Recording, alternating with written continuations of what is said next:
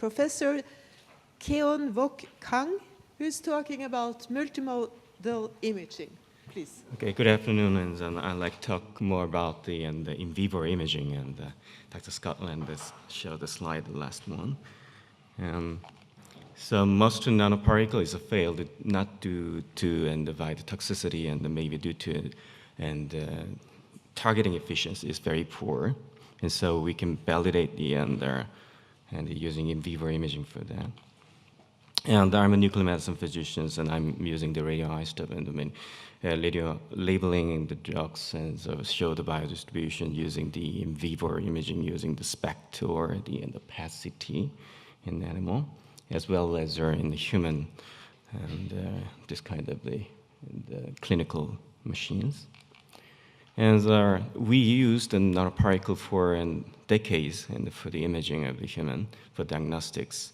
And at the time, almost in the 1970s, 80s, and we don't know not much about the nanoparticle, but it was the broad range of the nanoparticle ranged from the 50 nanometers up to several hundred.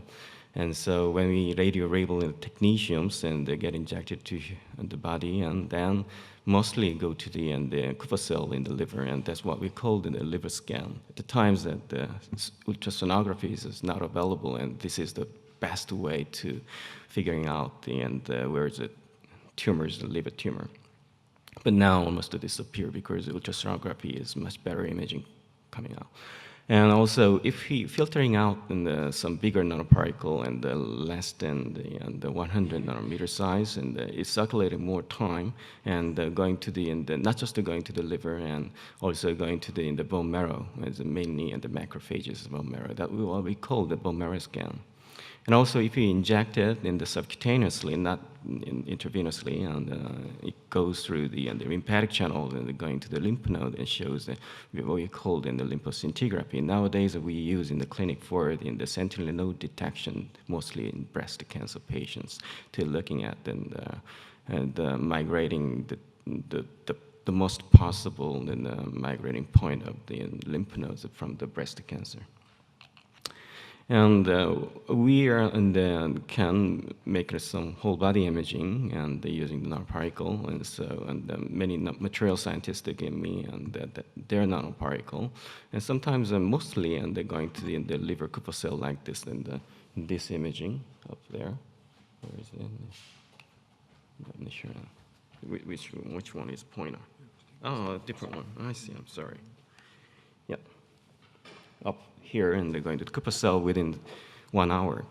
But sometimes, and very rare, but in the 30 nanometers gold nanoparticle in this case is not just going to the liver, and if you're looking at the imaging, shows a heart and the kidney and the final urinary bladder, and within 2 hours, it means that it's secreted.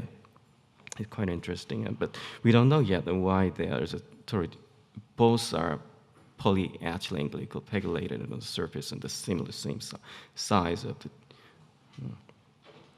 And then in these cases, so I collaborating with the chemist and Dr. Nam, and then we conjugated with the LGD on the surface, and finally going to the tumors, and which is overexpression of the alpha V virus 3 and the U87 glioblastoma cell.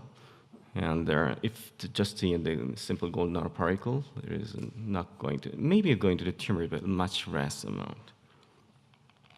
And also, I'm collaborating with other researchers who is developing the HER2 aptamers, and she wants to going to the tumors. So when we radio-labeling the small their aptamers and using the gallium-68, and so this is the serial imaging. The beauty of this kind of imaging, we don't need to sacrifice. It's only one animal we can longitudinally follow up to 2 hours. Though we inoculated 2 tumors in the KPL4 and the lysocyte and the MD and MB, and it is a negative for the HER2, but there's no aptamers there and only excreted. Because of it is a very small molecule size. And so I suggest conjugated with the human Tc-albumin as mechanism a bigger like antibody. And then just the copper 64 and conjugated on the surface, and then And if you're looking at this, just the human serum albumin, we can visualize both at the same time. Scrambled aptamers are very little.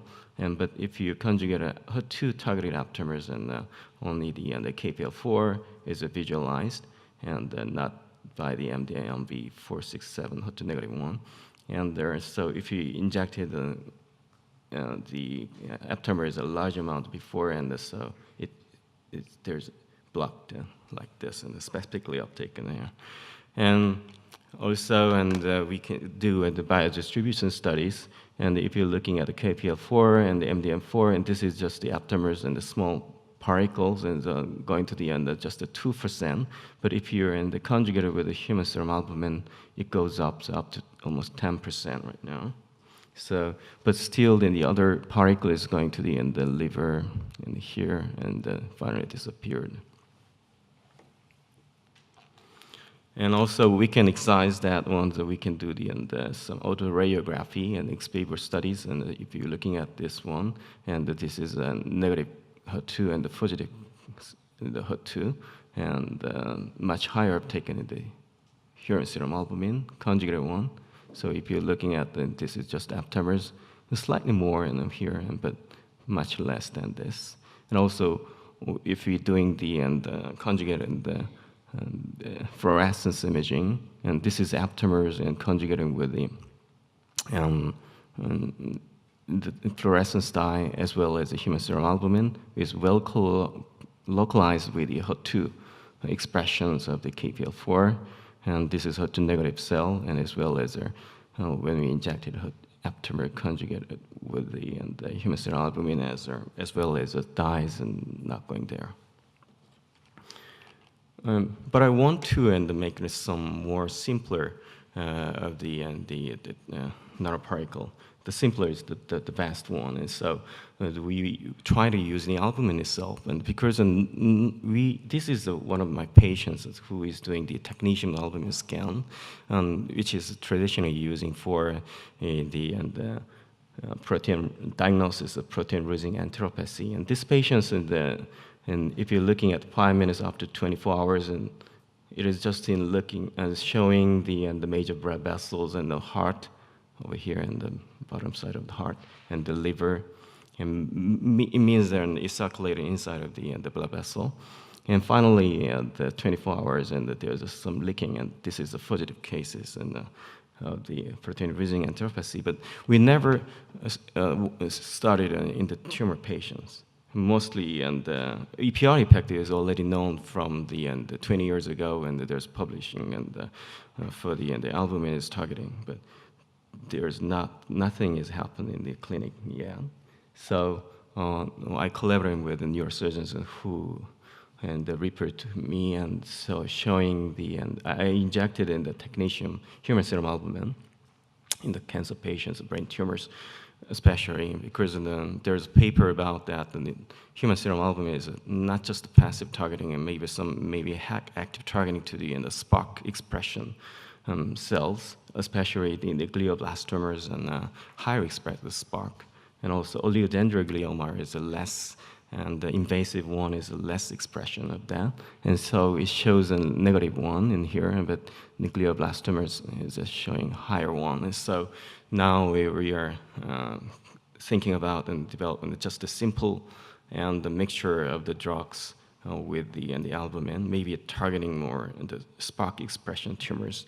And the beauty of this kind of imaging before, and it's a kind of precision medicines, and because of the EPR and the kind of imaging, the radio-labeled imaging is possible in the albumin, and then we can selecting out which tumors and which patient, and is really the albumin is targeting or not, and then we can conjugate with some drugs or maybe in the lutetium-177 for the radioisotope to kill the cells.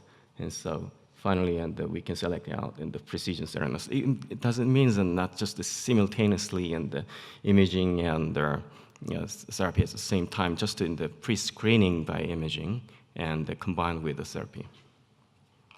And these are our teams, and our teams has many PhD who is the pharmacist and the molecular biologist, and most of this kind of work was done by this biologist.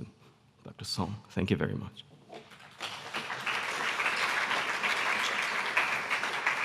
Thank you very much. A question?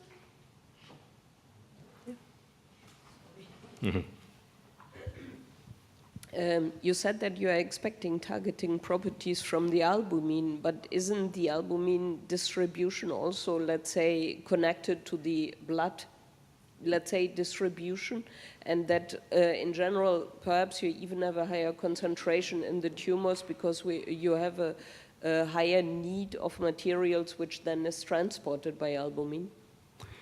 Do you mean generally even there's a spark is not expressed and maybe the blood flow is high and yes, maybe it is there's some difference between the spark expression one is twice as a higher uptake and then the just APL effect. Already on the APL effect is working at maybe 5% and maybe going to the 10% in the spark expression cells. Another question? We have time for a short one, yeah?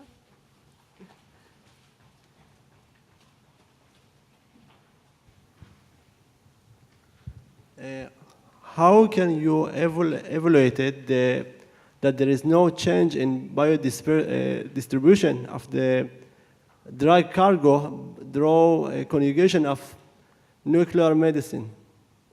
Actually, if you change the large amount of the maybe charges and the size and maybe you're in some different distributions, but if you're in the conjugated with this relatively in the large nanoparticle, this is just atoms, and so it is very little one.